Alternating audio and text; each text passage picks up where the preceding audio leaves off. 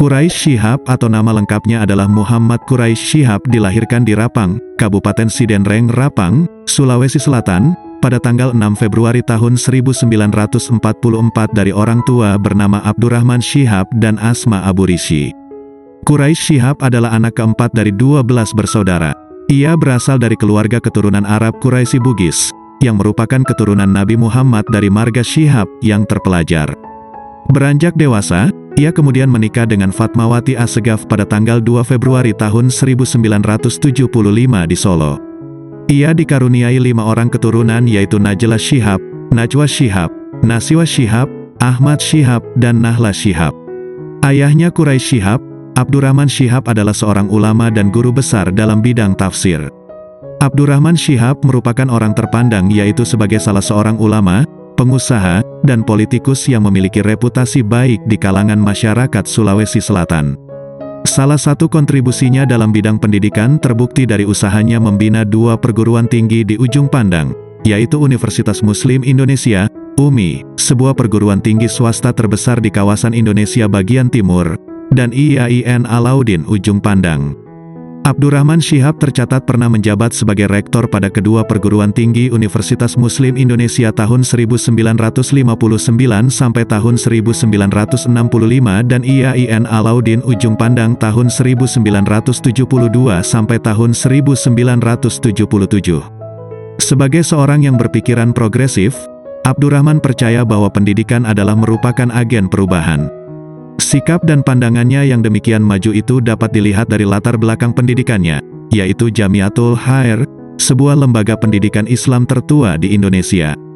Murid-murid yang belajar di lembaga ini diajari tentang gagasan-gagasan pembaruan gerakan dan pemikiran Islam.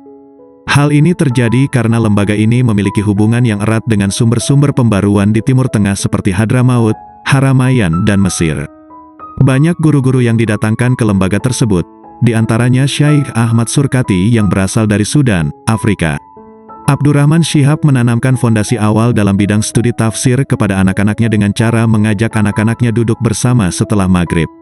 Dalam aktivitas seperti inilah, sang ayah menyampaikan nasihatnya yang kebanyakan berupa ayat-ayat Al-Quran. Quraisy Shihab kecil telah menjalani pergumulan dan kecintaan terhadap Al-Quran sejak umur 6-7 tahun. Ia wajib mengikuti pengajian dan pendidikan Al-Quran yang diadakan oleh ayahnya sendiri. Selain menyuruh membaca Al-Quran, ayahnya juga menguraikan secara sepintas kisah-kisah dalam Al-Quran. Disinilah, benih-benih kecintaannya kepada Al-Quran mulai tumbuh. Pendidikan formalnya di Makassar dimulai dari sekolah dasar sampai kelas 2 SMP. Pada tahun 1956, ia dikirim ke kota Malang untuk nyantri di pondok pesantren Darul Hadis Al-Fakihiyah. Karena ketekunannya belajar di pesantren, 2 tahun berikutnya ia sudah mahir berbahasa Arab.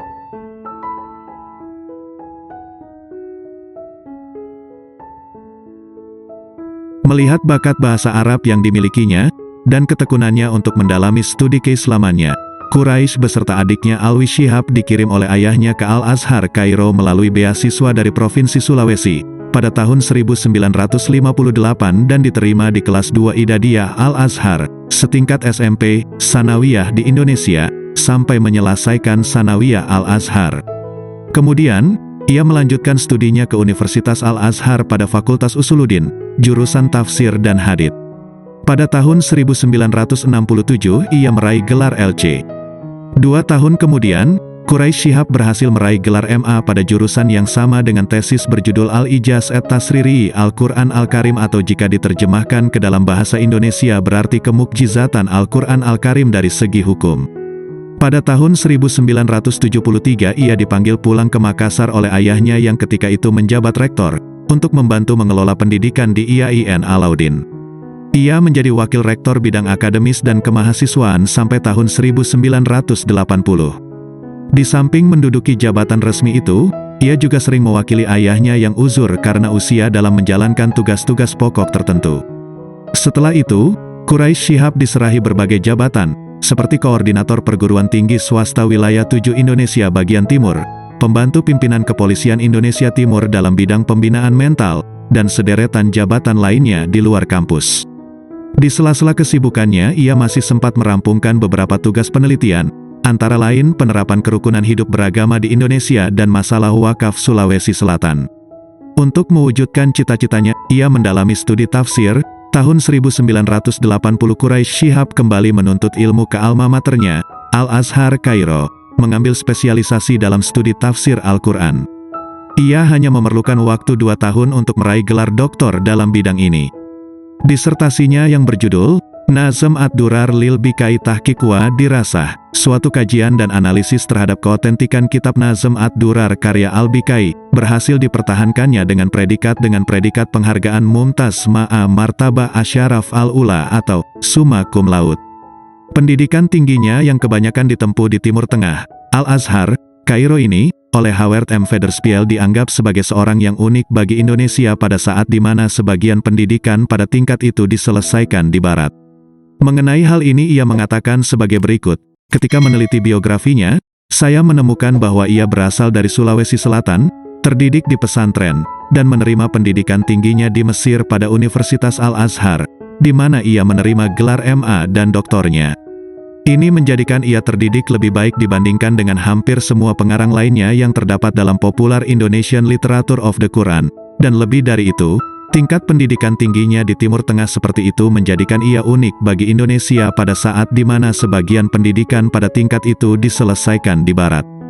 Dia juga mempunyai karir mengajar yang penting di IAIN Makassar dan Jakarta dan bahkan, ia menjabat sebagai rektor di IAIN Jakarta. Ini merupakan karir yang sangat menonjol.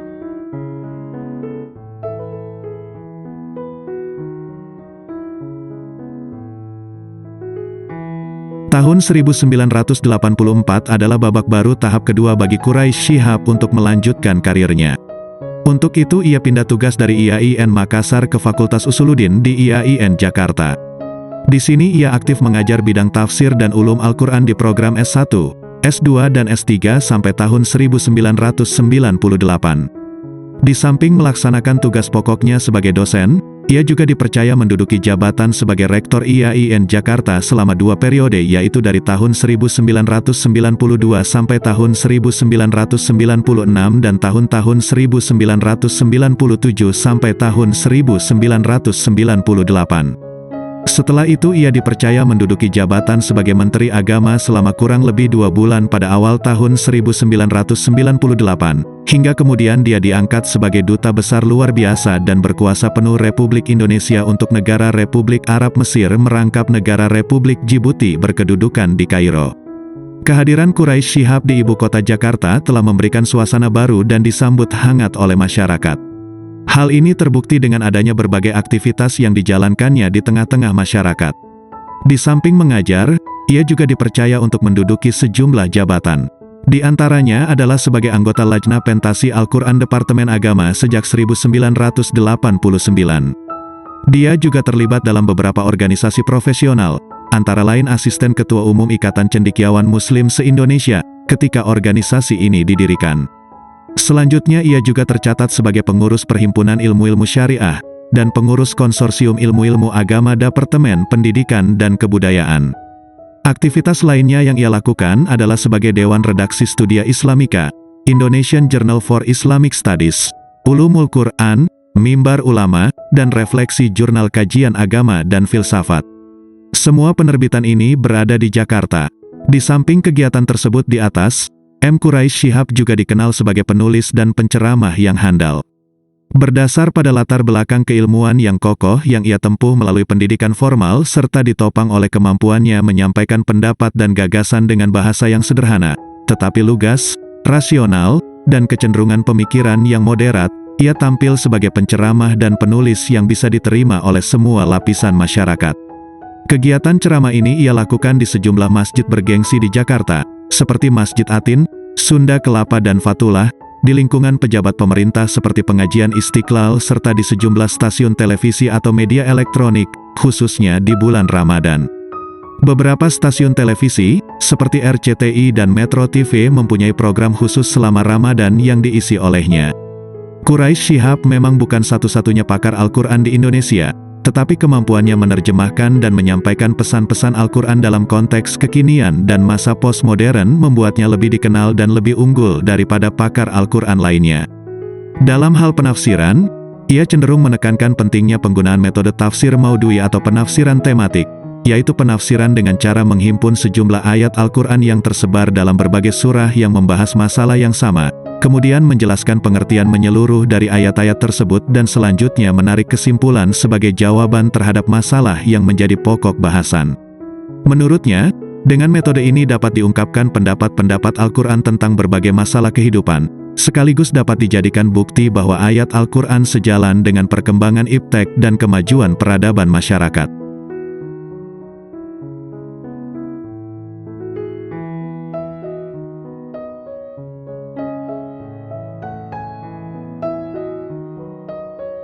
Quraisy Shihab banyak menekankan perlunya memahami wahyu ilahi secara kontekstual dan tidak semata-mata terpaku pada makna tekstual agar pesan-pesan yang terkandung di dalamnya dapat difungsikan dalam kehidupan nyata. Ia juga banyak memotivasi mahasiswanya, khususnya di tingkat pasca sarjana, agar berani menafsirkan Al-Quran, tetapi dengan tetap berpegang ketat pada kaidah-kaidah tafsir yang sudah dipandang baku. Menurutnya, penafsiran terhadap Al-Quran tidak akan pernah berakhir. Dari masa ke masa selalu saja muncul penafsiran baru sejalan dengan perkembangan ilmu dan tuntutan kemajuan. Meski begitu ia tetap mengingatkan perlunya sikap teliti dan ekstra hati-hati dalam menafsirkan Al-Quran sehingga seseorang tidak mudah mengklaim suatu pendapat sebagai pendapat Al-Quran. Bahkan, menurutnya adalah satu dosa besar bila seseorang memaksakan pendapatnya atas nama Al-Quran. Quraisy Shihab adalah seorang ahli tafsir yang pendidik. Keahliannya dalam bidang tafsir tersebut untuk diabadikan dalam bidang pendidikan. Kedudukannya sebagai pembantu rektor, menteri agama, ketua MUI, staf ahli Mendikbud, anggota Badan Pertimbangan Pendidikan, menulis karya ilmiah, dan ceramah amat erat kaitannya dengan kegiatan pendidikan. Dengan kata lain ia adalah seorang ulama yang memanfaatkan keahliannya untuk mendidik umat. Hal ini ia lakukan pula melalui sikap dan kepribadiannya yang penuh dengan sikap dan sifatnya yang patut diteladani. Ia memiliki sifat-sifat sebagai guru atau pendidik yang patut diteladani. Penampilannya yang sederhana, tawadu, sayang kepada semua orang, jujur, amanah, dan tegas dalam prinsip adalah merupakan bagian dari sikap yang seharusnya dimiliki seorang guru. Nama Quraisy Shihab masuk dalam daftar 500 muslim paling berpengaruh dunia. Dalam situs themuslim500.com namanya tertuang berkat jasa-jasanya dalam mengembangkan ilmu keislaman dalam beragam kegiatan. Karya dengan konteks yang aktual serta bahasa yang mudah dipahami, namanya melesat sebagai akademisi yang progresif mengembangkan ilmu Al-Quran.